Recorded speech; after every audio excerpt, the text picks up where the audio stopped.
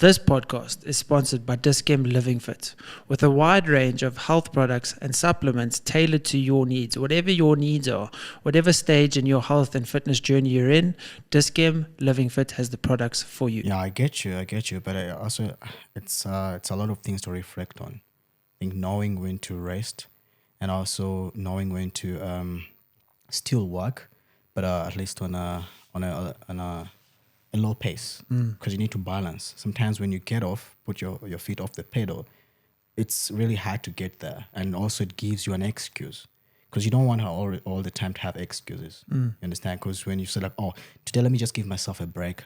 I'll wake up at 8. You know, because you usually wake up at 5, and then you're like, no, let me give myself a break. I'll wake up at 8. Then the next time it's going to become a habit, that because in the mind is that voice that always pops in. But last time, you still had the same day, and you still, did a lot of things still, but you're forgetting that, whenever you try to tap into that kind of, excuse of, you give yourself also another way to actually, fail or, move off your track or your rail. So then how do you manage that? Like, because you have to allow yourself one day to sleep late. Because you can't say, no, I'm never going to allow myself any form of rest, because the moment I allow myself a slight bit of rest, then I think I'm never going to get back on track. So you have to have a point where you do rest. And then you just need to have the discipline to be like, whoa, I slept late yesterday. Doesn't mean I get to sleep late today. Just get to work, wake up earlier and do it. Because you can't just never allow yourself to have a form of rest. That's a debating point, buddy. It's something to debate on. So how do you feel? So do you think you should never rest, and you should just burn out? I feel like you and should get rest, sick? because I also give myself those things. But like I said, you go back to your head and realize that, some of the reasons why sometimes you slack back, it's because of those kind of points. So like you said, you need to be disciplined and always tell yourself that, okay, you need this day, but don't fall back. It's like, running around and eating, a cookie, you understand, if you're not supposed to. Then back in your mind, like, but it didn't do anything to me. I mean, it was 1, then it's 2, then it's 3, you understand? But I think that's when it matters, is allow yourself rest, allow yourself the cookie, allow yourself those things, but you have to deserve it to get it. So you have to wake up at 4 every morning up until a Saturday. Then, Saturday you can sleep later. But if you didn't wake up at 4 throughout the week, you don't deserve to wake up later during the week, So you set those standards for yourself where if you aren't meeting those standards, if you aren't, meeting those checkpoints that you set for yourself, then you don't deserve that rest. I was super strict this week. Yes, I do deserve a cookie. Or, you know what, I ate too much on Wednesday. Today's Saturday, I don't deserve it. And I think that's where just standards come in, and the standards that you set yourself, you have to obey them, because you're not going to reach the point that you want to go if you don't obey the standards, and you have no one else to blame but yourself. Yeah, and discipline. And remember, like whatever you're saying is right, because we're not robots. We're human beings. Sometimes you're going to wake up with a bad day and literally you don't want to do anything. You just want to be there, reflect. And that's okay. Yeah, it's fine. Like, that's what I'm saying. Like, just being able to understand those things. Because if you don't, then it could be a problem, getting back. Because sometimes things just overwhelm you. So that's what I'm saying. Like, before you get into that, to that point, at least work out your things, so that, by the time you say, oh, let me put my feet off the pedal, at least you know how to deal with the whole thing. Not just, no, I won't wake up today. At least have a plan. And it's a fine line to walk, because you could, your alarm goes off and you're like, no, I'm really not motivated to get up. Where that's when the discipline also comes in, where it's, you might not be motivated to wake up. You might not be inspired to wake up. But anyone that's achieved a certain goal or something that they've worked towards, I think 9 times out of 10, it's discipline that takes priority over motivation, because motivation is not there. Motivation is never always going to be there. You're never always going to be motivated. It's a public holiday today. You're not going to be motivated to train. You might not be motivated to train, but it's that discipline that gets you there. Yeah. And you have to have that discipline, because if you don't have it, then you're just going to be the same as everyone else. Yeah, and that's the point, because, we never get the backstories of people that are really like the high achievers that we admire. let us talk about Novak, So they never talk about those days where they really don't want to do things. And it happens to everyone as long as you're human. So we all have those days when you don't want to wake up, but what do you do? Okay, do you like you said, you need to have discipline, but it's not easy. Because I remember a few weeks back, I was struggling to wake up at the time that I'm supposed to. And it became like a habit. I tried to wake up at 5, I couldn't. Always my alarm goes off, and then I feel like I'm sick. Then I have to wait at 6. Then I wake up at 6. Sometimes I even go to 6:30 because I have like 3 alarms in the morning. They keep on going off depending, because it starts at 4:30. But I could always dodge all those alarms until I feel like, let me just get up. But then I had to sit down and realize, no, it's not right. I have to really go back to how I was doing this thing, and I had to go back and see where I was going wrong, and I was sleeping late, probably I was eating all those things, so I had to mash, and then luckily things went back to normal. You understand? So, like you said, whenever you have to be disciplined, and you have to have your things right, I think. And I think you mentioned the eating or the sleeping, going to bed late or whatever. You need to look at every single little thing. You need to look at every single little thing that you do in your life. Yes, it might be a small thing, but it is no small thing. So yes, it's like, let me just stay up a little bit later tonight. It's just a small thing. Yeah. But then the next day it affects you, and then it is no longer a small thing because it has that compound effect. It's the same with something that's a good decision. Going to bed slightly earlier is a small thing that you might be doing. But because you are well rested, you're going to be more disciplined the next day. You're going to be more motivated. So it is no small thing. So yes, something might be a small thing, but all small things compound to become something that isn't a small thing and a big thing. Yeah, details. Because I think details is it's what separates like the people on top from others. Because people that really go into details can usually... most times they change things, because they pay attention to those small things that you can, like you said, compound on to bring something bigger. How do you eliminate those distractions, like those small distractions, social media, TV, or anything that essentially it could be anything. Even gym could be a distraction, because you could be distracting yourself from your work or So how do you manage distractions?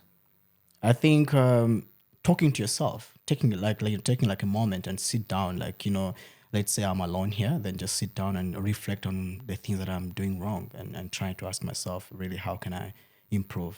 It's being honest and actually being like, that was dumb. You shouldn't have stayed up all night scrolling on Instagram. You have to be honest. You have to have that honest discussion with yourself. Yeah. Because, you have to understand, this is who I want to be, and this is what I'm supposed to be. Or always you have to get an avatar of yourself, and your avatar is what does the right things. So you need to reflect on, am I really living to the standards that I set for my avatar, And then you sit down, honestly, because we all know what we're doing. So I used to a few times back, weeks, I used to eat a lot that I'm supposed to. I would feel it, but when you have a plate of food, just want to finish it, or want to add, and I realized, bro, no, this is not me. I'm not supposed to eat this. Then I had to tell myself, whenever I put something on my plate, you shouldn't. So the more I tell myself that you shouldn't, then it goes back to subconscious, really, it's too much. This is what you have supposed to take, and and also set your let's say when it comes to food, set things in your place, so that it can really make it easier for you to make decisions. I think those decisions, certain decisions that you are trying to avoid, like maybe eating too much, or maybe watching too much TV, or certain habits that you've always had, because as you age, you kind of just do things, and those things have become habits, and it's difficult to break a habit. But replacing it with something positive, that's good. So let's say, I really don't feel like working tonight. I know I've got work, but I really just want to sit in front of the TV. Maybe just read a book rather, or just read half a page, 2 pages. Do something slightly to break that habit of, today was such a stressful day, I just want to go relax in front of the TV. And then you start to see that maybe it's having a negative effect in your life. and you think like, okay, this is actually becoming too much of a habit, just replace it with something that's slightly more positive. You know, the same way you could always, while you're eating lunch, be scrolling on your phone while you're eating. Yeah. Maybe just put the phone down, eat your food, and like just replace certain things. I don't know what you'd maybe replace that with. Maybe just replace it with, you know, actively thinking about the food. Because also when you're thinking about what you're eating, you actually need to eat less.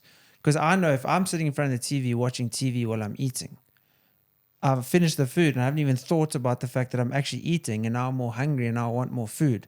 So being conscious about, I mean, there's been studies where people eat like 30% more at buffets because there's more in front of you. So the moment there's more food in front of you, you're going to eat more. The moment that you are thinking about something else, what you're doing, you're not as cognizant of it. So you're going to eat more as well. So that's also another way to try maybe be more healthy, is just to actively think about the food that you're eating and focus on that. And, you know, think about, okay, you know, this chicken died for me. This is the benefit I'm going to get from having this chicken. This is, you know, this avo. How amazing is it, the fact that, you know, this thing grew and is a plant, and essentially we're eating this thing. Like, you know, those kind of things. It's just like being mindful of what you're doing, especially with food. I've seen a massive difference in my, you know, my diet and my nutrition, where I'm actively thinking, like, it's not all airy fairy, like, oh, thank you, chicken, for dying for me. But it's like, you know, this chicken is benefiting me. This piece of meat that I'm eating is benefiting me. It's going to help me recover. It's going to help me grow. And just being mindful about what you eat and being thankful for the fact that you do have it. All right. Okay. 5 things that you've improved on, and how you've, like, 5 things that you've been slacking on and how you've improved on. Okay. So I would definitely say one thing that I've really tried to do probably in the last year is less social media. Okay. So I mean, my wallpaper is literally create, don't consume. So I'll create content, but I don't consume content. Different, like watching a podcast, that kind of stuff, I don't think that's consuming.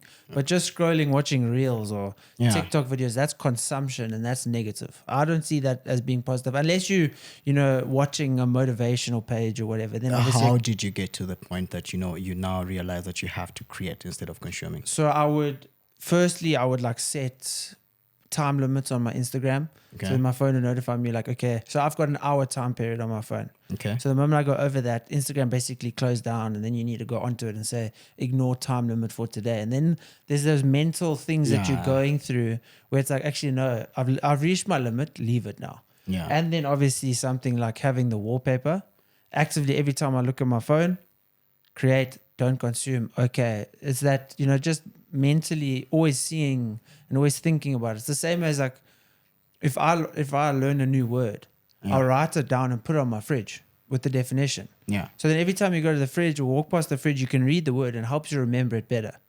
So that's why, like, it being my wallpaper helps me remember, okay, don't just go on Instagram pointlessly. Don't, while you're waiting for someone in the car or for a meeting, just go scroll on Instagram. Like, that's not beneficial. Maybe just be present, think about what you need to do. So did it come naturally to you, or you had to learn it from somewhere? It's been tough. Even sometimes now, I unlock my phone, I go on Instagram, I'm like, why?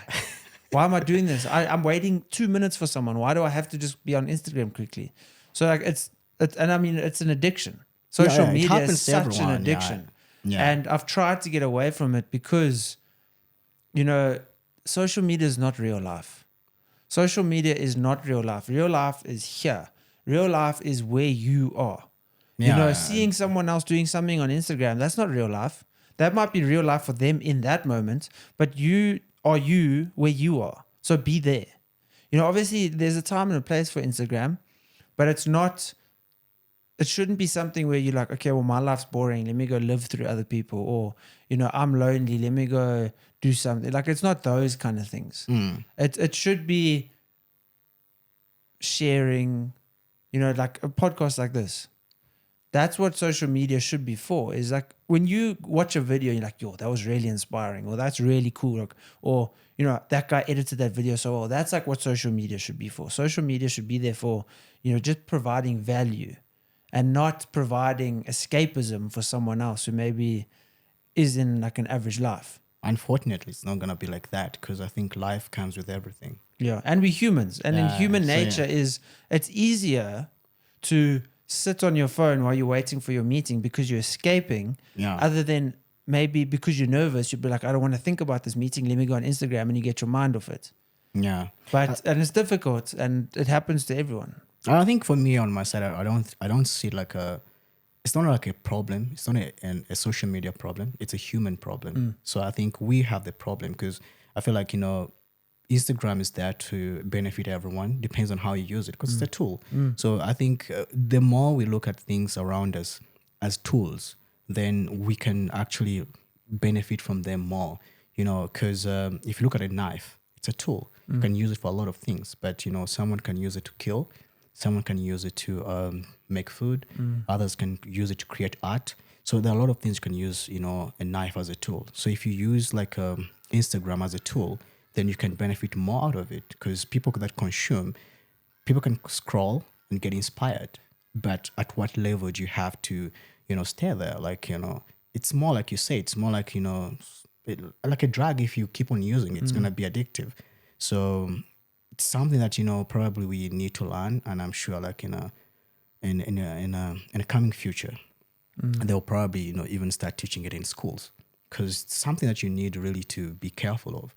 If you overconsume, especially, no one is stopping you. It's not like alcohol where they say, probably you're scared or they stop you and there are posts and everywhere, but it's you in control, and it's very sometimes difficult when you're going through a lot, and that's the only way you can escape, your pain. So I think more people like you who come out with some ways of how to deal with such issue can help. Like, that's why I asked you, did you learn from somewhere? Because the more you go on social media and then you find a post of someone saying, oh, listen, probably you can use Instagram for an hour and you still benefit, than, staying all your time on, so like that. Yeah, I think it's also maybe just witnessing other people, and sometimes like seeing someone, the moment they've got like a free second, whip out their phone and go on Instagram. And I think to myself, I'm also like that sometimes. Me too. I can't even deny it, bro. Yeah. And then I look at that person, I'm like, I don't want to be like that. I know I currently am, but I don't want to be like that. I don't want to be the person that the moment someone, let's say, walks out of the room that you're spending time with, you quickly open your phone, go on Instagram, scroll, you see them coming back, you put your phone down. Like, for me, I just don't want to be that person. I don't want to be the person that's constantly sitting in traffic. Oh, just go on Instagram. Yeah, I just feel like it's just so much escape from reality, and it's not beneficial on a daily basis to be doing that when you've got other things, because like going on Instagram is not really going to help you when you get to work and have to do the work. Sure. Going on Instagram is not really going to help you deal with and battle those demons that you have inside of you that are maybe making you think negative. It's probably adding to that. The emotional insecurity that you have, going on Instagram to see maybe someone else that's maybe slightly fatter than you or less successful is not actually going to help you. It's just going to make you have, a moment of feeling better about yourself. But then there's going to come a point where you have to deal with yourself. You have to deal with those demons. And, just getting away from trying to escape. And I think the moment you stop feeling that dopamine release, if I watch too many podcasts, the dopamine that you get from that also just dips. And then I need to look at it and be like, okay, well, I need to stop for a while. Yeah. I'll be watching TV. I'll be loving a TV show. Like, I won't deny, I love television. I absolutely love television. Yeah. But the moment I'm watching and I'm like, I'm bored, this is boring, then you've actually been watching too much. Yeah. Even if it's one show a day or whatever, but if you still at one show a day, 10 minutes in, watching and like, ugh, this is boring, then you've watched too much. I'll see that if I'm working, I'll be listening to a podcast. Sometimes while I'm working and the podcast is just not grabbing me, let's just say it's a good podcast. You're not paying that much attention. Yeah, I'm not paying that much attention to it, like it's boring. Yeah. But it's actually not boring. It might be about psychology or whatever, where it's actually would be fascinating. Yeah. But because I'm just, exposing myself to so much stimulus, that stimulus, just takes a dip in the effect that it gives me. Then I realize, okay, take a break. Yeah, and the body always knows when to communicate. So when your Yeah. body says something, probably it's now telling you indirectly, like, focus on something else Yeah. because you're not focusing on this. Yeah, okay. That was good, buddy. That was number one. And what's your number two? Number two, I would definitely say is like positivity. When I first started like working and making money and stuff, I was always not, I was negative. I'll definitely say that I was pretty negative in how I thought, how I acted. I would see a client and, I'd pick up maybe one thing of them saying like, yo, these prices are quite expensive. Yeah. The moment I hear something slightly negative, I'm Yeah. like, nah, they're not going to sign up with me. They don't want to be with me. Just always just getting into that negative limiting beliefs of, you get one sign of slight negativity, then everything's negative about it. Yeah. I would be stuck in traffic and I would be super angry. Taxi would cut in front of me. Like all of those type of things that just trigger everyday people. Yeah. Yeah. I've worked my way. I still obviously there's no way to completely not get annoyed by someone or completely not have. Because it's human nature. It's human nature. Yeah. But actively stopping yourself and also visualizing. Like the moment I have a negative thought, Yeah. I visualize going into my head and just discarding it. And that I find is really beneficial to visually picture yourself discarding the negativity. Bro, that's dope. I'm Like you telling must try it. I promise you it helps. Like let's say, I don't know, that client's not going to sign with me or this girl's not going to be interested in me. Visualize yourself going into your head, discarding the negative thoughts. There's no benefit in negative thoughts because the more you focus on what you don't have, Yeah. the less you're going to have of it. True. And on my side, I think I've worked on that thing, I think, for probably like even like more than 10 years. I started, slowly. And the thing, the more you read books, I think you learn from other people that Yeah. have gone through it. And Naval, actually, in his book, he explains it more. When he mentioned about someone sending him, 100 photos from a wedding. And because he had already worked on himself regarding, positivity, he first, like it's normal as a human being, you can ask yourself, why did these people actually send me 100 photos? It's going to piss you off. But then he tapped into his positive side. He's like, oh, probably these people, probably this person actually wanted me to find out the best photo, that we took. So he gave me the chance for me to look out for something good for me, then I can delete the others. So you can see that he had to actually think on the positive side of what happened. So it's more about, having that point in life or, that moment to actually reflect on the situation, which is not easy because most of the time we just react. We don't reflect. So if you can be able to probably be in a traffic and someone does something stupid and then you reflect on like, oh, maybe they are in a rush and they don't realize that they're making a mess. Maybe it's someone who's more stressed and they don't realize, because now they're dragging you into their stress and their energy, but you can think much better and be like, oh, I don't want to be like that person. Let me just calm myself, let them do their thing. I still have, a chance for me to keep myself, okay, without, fighting them or shouting at them, So that's something important, but it's very hard unless when you work on yourself. And on my side as well, it's more surrounding myself with people that are positive or more positive than me. It helps me because if I see you reacting different, that, gives me a lesson. Oh, that's how Jesser reacts when something happens like that. That's good. Because I know I wouldn't have done that. But if you do that, I'm like, oh, because I'm learning from you. So I think it's more important to also look at the people around you and learn from them if they're doing good things that you admire. And I think that's like anything. It's to be more honest. You have to constantly practice honesty. To be more kind, you have to constantly practice being kind. To be more positive, you have to constantly practice being positive. Yeah. To do all of these more beneficial things in life, you have to constantly do them. You can't expect yourself, tonight I'm going to bed, tomorrow I'm going to be more positive, and then you have a slight negative thought. You're like, oh, well, let me just give up. Yeah. You have to constantly practice at it and make it a habit. Because positivity is a habit. You form those pathways in your brain so that the next time you have a thought, it's going to probably be a more positive thought. Because negative people, Why are they negative? Because they've constantly been negative. Positive people, they're positive because they're constantly being positive. Yeah. And it's also not beating yourself up about it as well, because we're all human. Yeah, that's important. And you need to have that discussion with yourself. And I was listening to a TED talk this morning because we wanted to discuss imposter syndrome. Yeah. And we'll get into that. But also, you need to have like the superhero inside your head Yeah. that, picks you up and elevates you away from the bad.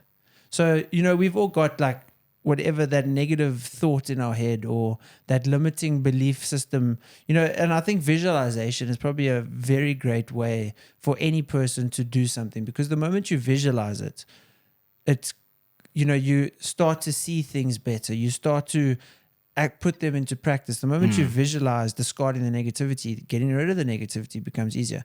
So, you need to have that person inside your head that you just visualize, two people having a discussion inside your head, the negative person and the positive person. Yeah. And that positive superhero that's inside your head needs to be the one that will prevail. And they will, because the moment you have a negative thought, oh, I'm never going to get that client. Visualize the superhero flying in, saving the day, and be like, no, whatever happens is going to happen, but you will be positive about this. You will be, you will bounce back if they don't. But at the end of the day, you can't control, if the client says yes or not. You can control certain things, how well you deliver your pitch or whatever.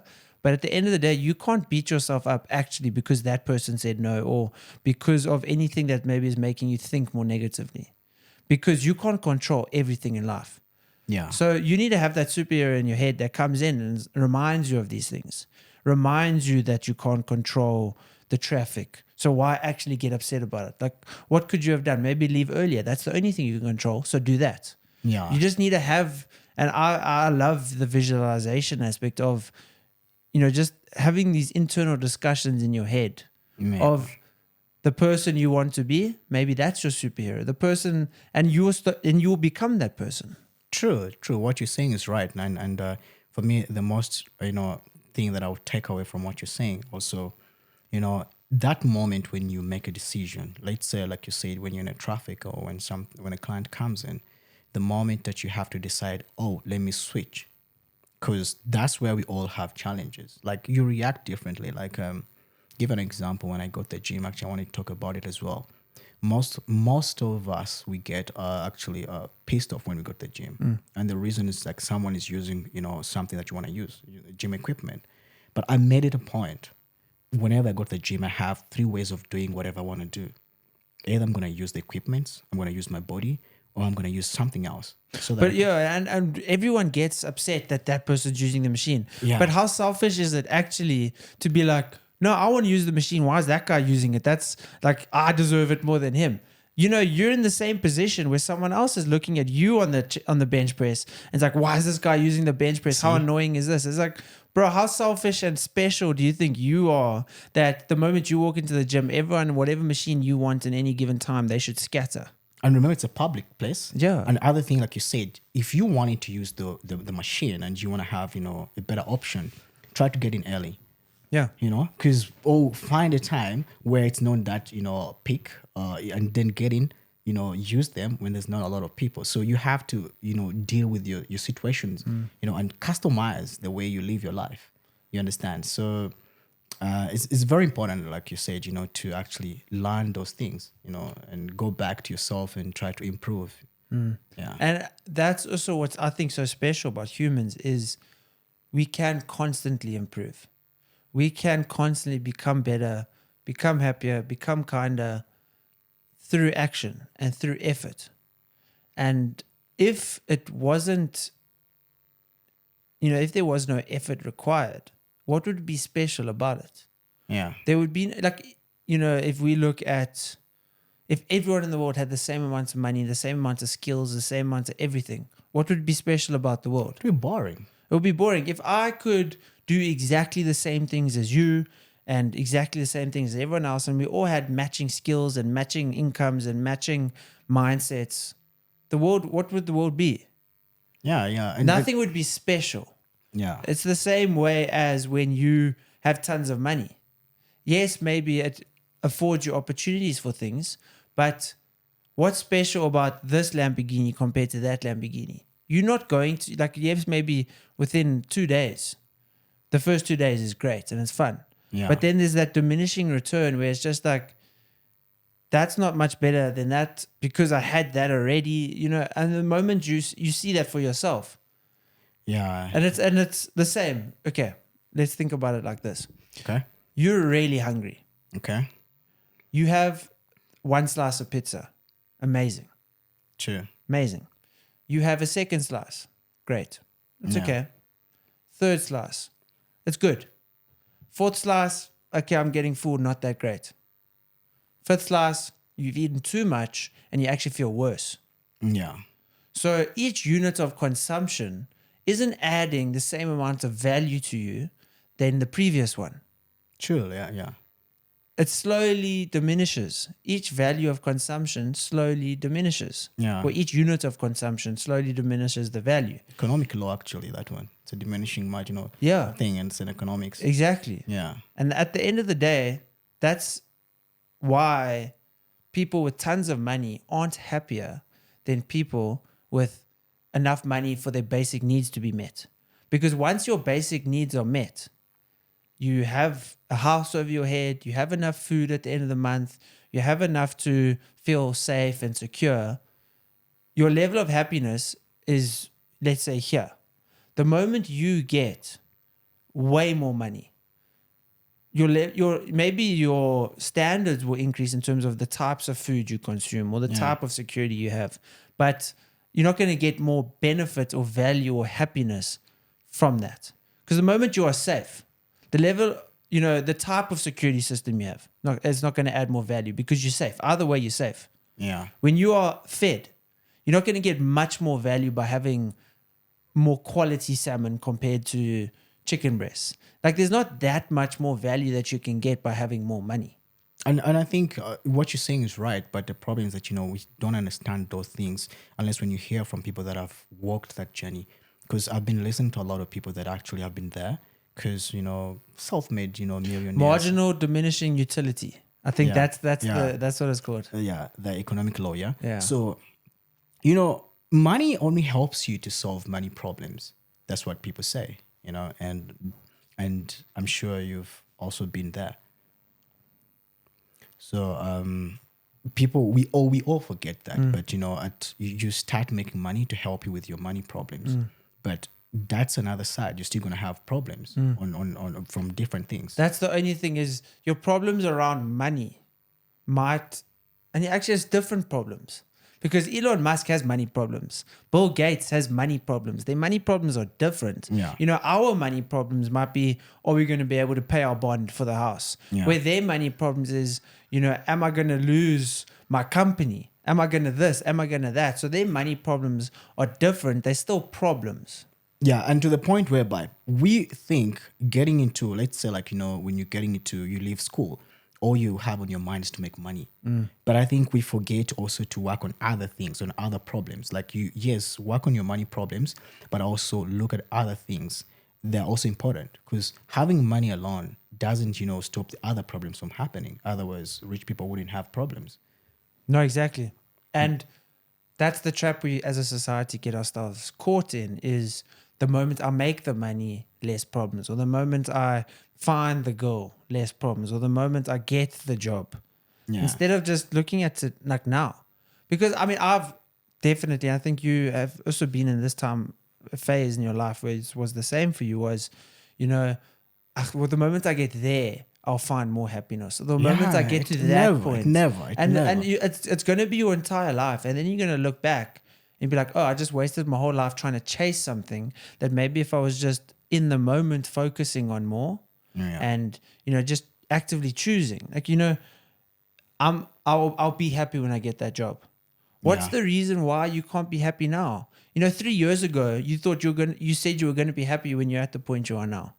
So, always thinking and, putting happiness towards a worldly possession or a decision or something that you gain.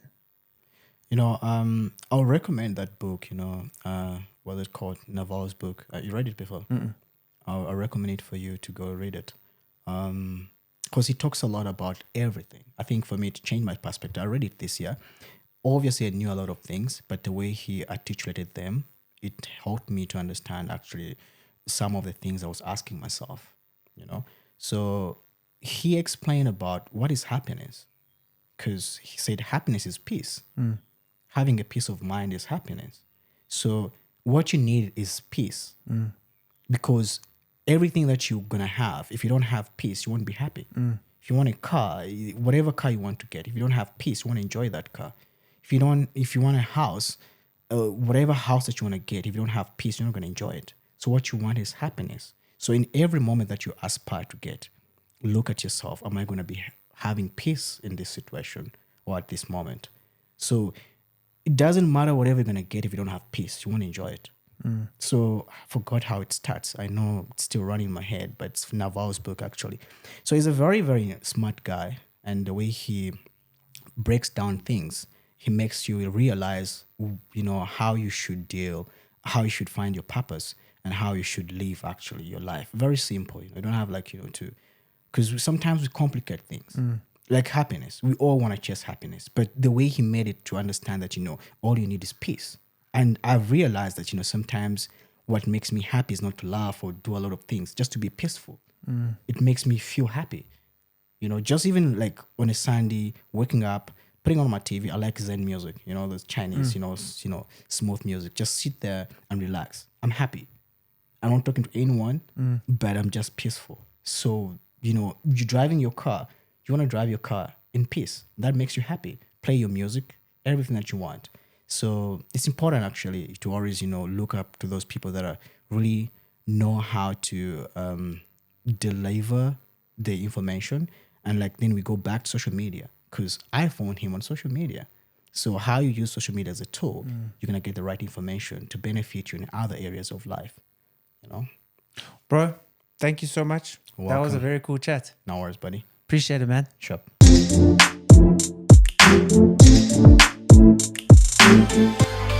This podcast is sponsored by Dis-Chem Living Fit, with a wide range of health products and supplements tailored to your needs. Whatever your needs are, whatever stage in your health and fitness journey you're in, Dis-Chem Living Fit has the products for you.